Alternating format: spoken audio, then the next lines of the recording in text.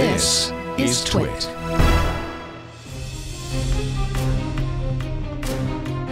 You'd think I'd never put on a backpack before. How does that feel? Good. All right. The green light just came on. That's your cue to enter the office. Here we go. Let's see here. Okay. Whoa. I need you to check the security monitor above the desk. Something's going down. Get the gun in the filing cabinet next to the desk.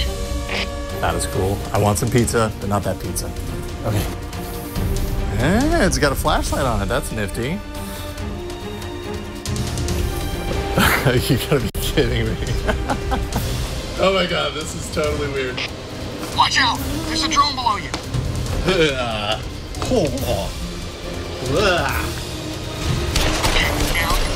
I got a crow. My heart is actually really beating very fast right now. That was awesome. That was so cool. Thanks for, letting us walk through this experience, because I have to tell you, it was an entirely different world experience from any VR experience I've experienced. Well, it's great to have you here. We're really excited about what we're doing. You know, back when film first burst onto the scene and that train came at them, people felt like it was real. Now we're moving into this interactive element of virtual reality.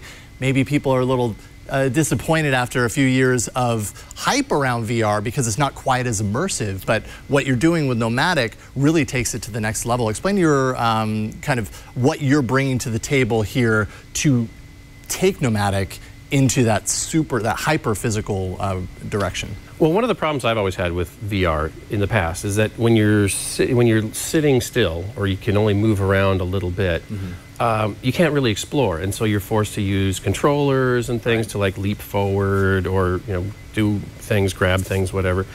And we really wanted to take away all that so that your body was your controller, just like in the real world. When you need to open the door, you reach out, you grab the door handle, you turn it, you open the door, you walk through it. And so we're trying to take every little bit of tricks that I learned over the years in the film industry of how can you convince people that the visuals are real by giving them something to touch, by giving them vibrations and wind and heat. It creates this, what we call in the film industry, suspension of disbelief.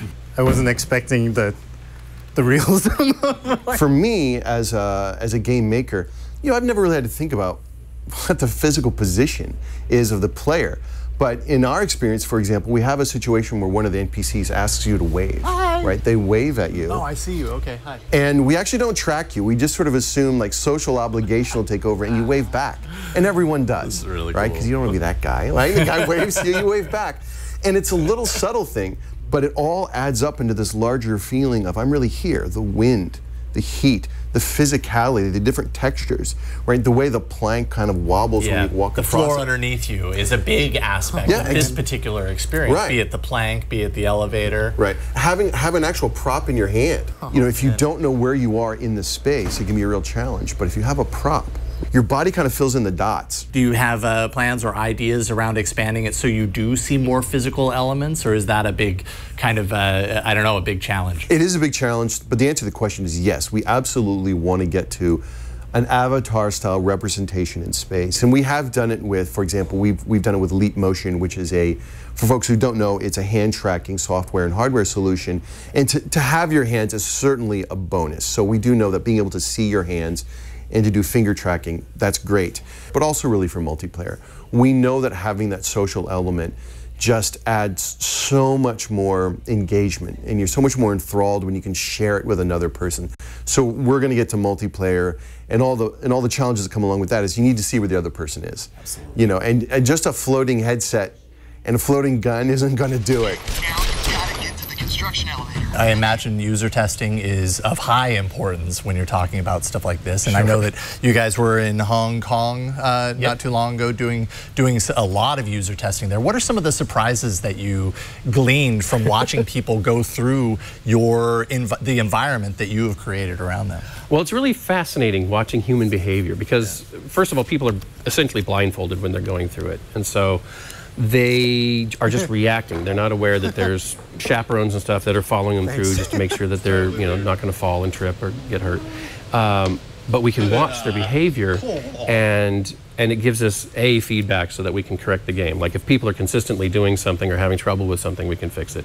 But also it's really fascinating to watch how people deal with things. We had some folks, I think they were from Russia, and I'm not sure if it was a translation issue, but rather than going to the window, they were trying to climb through the window. A big part of what Nomadic is doing in this location-based VR is not necessarily the general idea of here's a big warehouse, you come here, it's the same experience every time you go through. Right. It's meant to be more of a modular approach. Explain a little bit about like how is that built into a location? Yeah, we're trying to make it like going to the movies, so that every few months a new experience comes into town, and if it's a really popular one, it can get into a rotation and keep coming back. But our experiences are designed so that we have modular set pieces, modular wall pieces, modular props. Everything's designed so that it can be quickly reconfigured so that our locations have as little downtime as possible, so that we can come in overnight, rearrange the walls, put in new set pieces, load new software, and you have a whole new experience the next day. Yeah, I can see so many kind of possibilities around tie-ins with movies. You know, you go see a movie like Mission Impossible, sure, and before or after the movie, go in there and have the Mission Impossible experience and tie it in with your movie viewing experience. And the visuals can be anything you want. It could be Mission Impossible, it could be Avatar, it could be Dora the Explorer, it could be Legos. I mean, it could be any of these things. Surprise is important, and there are a lot of different kind of surprises. The easy ones are the startling stuff, the shock scares, and we really decided long ago it's easy to mess that up and do that poorly.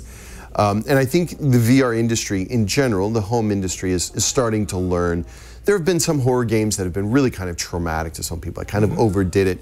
And you know, we're seeing much more sophisticated sort of psychological horror that's coming along in the home scene.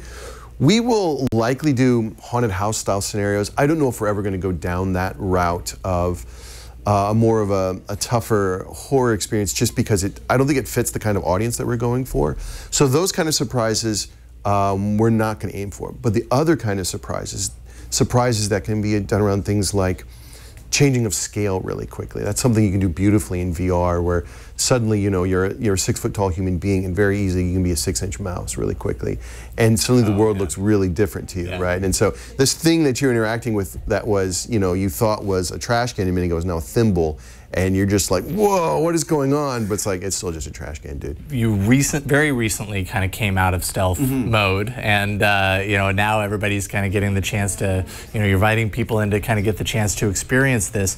I mean, is there a timetable that you can share as far as when folks watching and listening might have the opportunity to drop in on an experience like this? Because now that I know what it's like, I mean, I've been looking forward to this for a really long time. So, you know, it's kind of like living a dream that I've had for a little while now. I want to tell everybody about it and point them in the direction. Like, when do people get the chance to do this? So I can't get into specifics, as I'm sure you can understand. I will say that 2018 will be a year when we will have real presence, and people will really start to be able to try. One of our missions as a company is we want to be in neighborhoods everywhere. That's not going to happen in a year. That's going to take a while, but we have a plan to get there. I'm not trying to be evasive, but from, you know, a guy who's been building games for a long time, sometimes, you know, release dates can always be a bit challenging and tricky. And now you've got something that has this whole new component where, you know, we've got a whole booth that we have to install, you know, the internal part we have to set up, and props that we're creating for these experiences. So there's a ton of really cool stuff that we're working on, but it's all kind of got to dovetail at the right time. So that was Jim Preston. He's the executive producer. You also talked to John Duncan, the head of physical production. That's right. The company is called Nomadic. They come from ILM, Industrial Light and Magic, the Lucas Special Effects Unit, and from Electronic Arts. So this makes perfect sense. In fact, this to me seems like the most reasonable use of VR. They're using Oculus Rift, is that what they're using?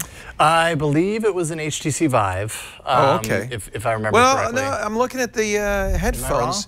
Those earphones are Oculus Rift specific, so I'm thinking, and it's hooked to a computer on your back. How heavy was that? The computer, actually, I expected it to be, you know, to weigh you down, and it really didn't. Either that, or you were so engaged with everything that you were surrounded by that it really kind of dropped off your priority list immediately. It's a much better. They were right when they said the problem with VR the way it is now is you don't move. You're in a kind of constrained space. Absolutely. It's not realistic. When you're moving around and there are props and there's physical things. I loved you walking on the beam. That scared all all of you. Victor looked terrified. Anthony looked terrified. Yeah, I mean, that looks like fun. If I had something that I was like regularly afraid of, like a phobia, it would probably be fear of heights. And when you step onto that bar, that beam, and it jiggles, and you look down, and I mean, you see the street way down below, and the beam jiggling. That was actually an accident, apparently. When they set it up, they wanted to set it up to be still, but when they set it down, it jiggled a little bit at some point, and they realized just how much further that took the idea, because you get on there and it kind of shakes, and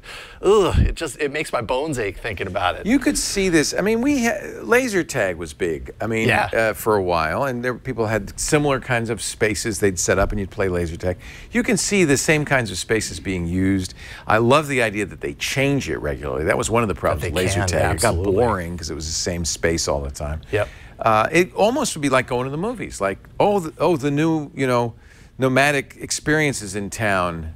But was there a story? Were you living? How were you? Yeah, I mean, you were guided through. When you put the helmet on, there's a voice that kind of walks you through it. The experience itself is called Chicago, and it's built around these kind of attacking drones, and you can't be much of a story. There isn't much. I mean, the whole thing itself, like, you could get through there really quickly, but I probably spent maybe 7 minutes in it. It was pretty quick, beginning to end. But there were definitely, there was the room that you enter into at the beginning where you find the gun, which, by the way, I'm sure you saw in the B-roll. You saw that little pizza.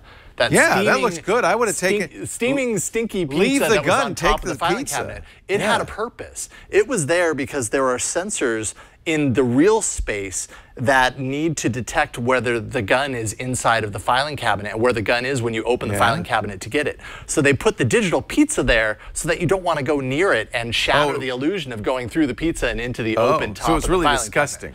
Cabinet. Yeah, well, apparently it wasn't that disgusting. No, they need to work on the disgusting part. Maybe rotten smell or something. Flies, no big deal. But there wasn't smell, but I noticed they had a heater and a blower. Yeah, the heater was by these big pipes, if I remember correctly, and as you walk by, you feel this like sensation of heat on your arm. I mean, all these little details. You go outside, when you open the door to go outside, you feel a little bit of that fan. Nothing too drastic, but just enough air movement to make you even more so believe the that you're trick outside. is not to pull you out of the experience, but to trick you into feeling like you're really there. When you get into this elevator that's outside and you step in it, the elevator kind of shakes a little bit, and that's synced up with the sound. The whole thing was just unbelievable. To me, this is a much more compelling use of virtual reality than anything you could do at home. And I think it seems like fun. I wish them luck. That's great. Jim and John and Nomadic, and we thank them for letting us go there and visit, and everybody got to do it. I want to go. Hopefully coming to a theater near you. I'm jealous now. Sounds like 2018. Well, I was just thinking, when we get tired of doing TWiT, we could just take over the studio and put that in here. This would be perfect. I mean, this is slightly larger than the room that we went through. We could set up a total experience for you. You can go into my office. I will say one thing I'm really happy that they didn't do, and he talked about it a little bit when I was talking with him, is that they didn't use people in the experience itself. You're shooting at robots, you're shooting at drones, because when you get to that level of believability based on your surroundings, based on sensory and all that kind of stuff, I'm not sure I would want to do it if I knew that I was actually shooting at someone. You know what I mean? It would be a little too believable. Like even a horror experience or something could get a little overboard. I'm sure there are people that wouldn't bother them. I'm surprised that it bothers me because I've played plenty of video games in my lifetime.